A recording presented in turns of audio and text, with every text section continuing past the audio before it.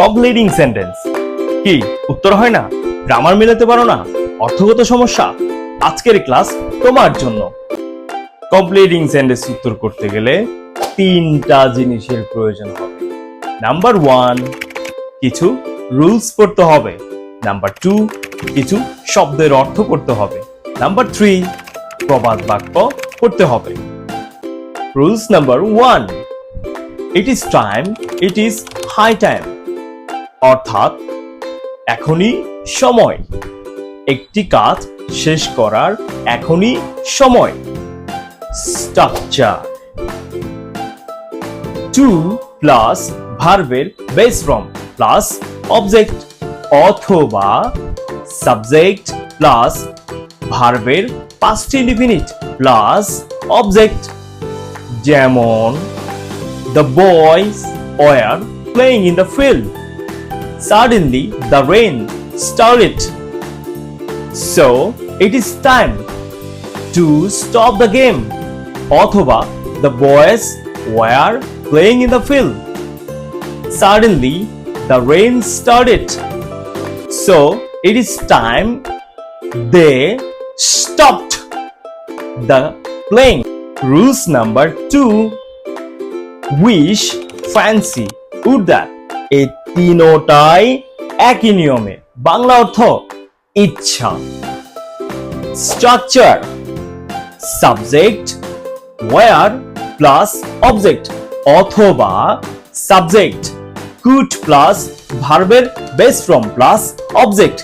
এইখানে সাবজেক্টের পর যদি where ইউজ করি তাহলে বুঝাবে এটা আমার ইচ্ছা, আর যদি সাবজেক্টের পর could প্লাস ভার্বের বেস ফর্ম ইউজ করি তাহলে এটা বুঝাবে কোনো একটা কাজ করার ইচ্ছা। যেমন birds fly in the sky, I wish I were a bird, অর্থাৎ এটা বোঝাচ্ছে আমি পাখি হওয়ার ইচ্ছা, অর্থাৎ আমার পাখি হওয়ার ইচ্ছা। কিন্তু যদি এমনটা হয় birds fly in the sky, I wish I could fly in the sky, তার মানে অর্থ বুঝাবে আমার উড়ার ইচ্ছা, অর্থাৎ where দিয়ে বুঝাবে আমার পাখি হওয়ার ইচ্ছা।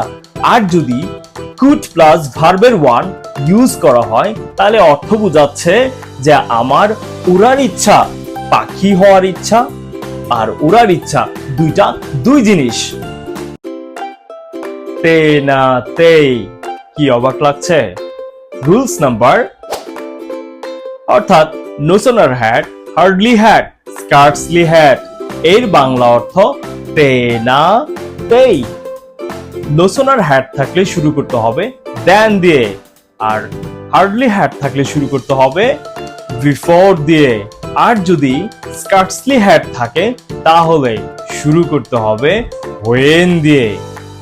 কিন্তু এরপরে তিনটারই একই রকম নিয়ম, অর্থাৎ সাবজেক্ট প্লাস ভার্বের পাস্ট ইনডিফিনিট প্লাস অবজেক্ট। যেমন no sooner had we reached the station than the train left the platform. Rules number 4, অর্থাৎ to enough to সব সময় নেগেটিভ জিনিসটাকে মেনশন করবে, আর enough to অ্যাফার্মেটিভ কে। এই দুইটারই উত্তর করতে হবে টু প্লাস ভার্বের base form plus object.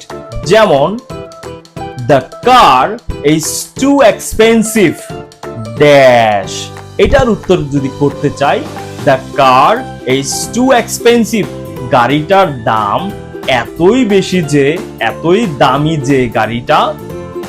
Two by the car, এই গাড়িটা কেনা যাওয়ার মতো নয়। কিন্তু যদি বলি the car is too expensive but I have enough money, I have enough money to buy the car, তার মানে অর্থ দাঁড়াচ্ছে আমার যথেষ্ট টাকা আছে এই গাড়িটাকে কেনার জন্য। রুলস নাম্বার লেস্ট অর্থাৎ বাংলা অর্থ নতবা কিংবা নয়তো। Structure subject plus should plus ভার্বের বেস ফর্ম প্লাস অবজেক্ট। বলে রাখা ভালো, শুড এর অর্থ হচ্ছে উচিত, কিন্তু যে বাক্যে লেস্ট ব্যবহার হয় সেই বাক্যে অর্থগত দিক থেকে এই শুড একটা সম্ভাবনা অর্থে ব্যবহার হইতে পারে। অর্থাৎ শুড এর বাংলা অর্থ এখানে দাঁড়াবে সম্ভাবনা। যেমন the boy study hard overnight lest he should fail in the exam. এমন সব মজার মজার রুলস গ্রামার শিখতে আমাদের সাথে ফলো দিয়ে থাকুন।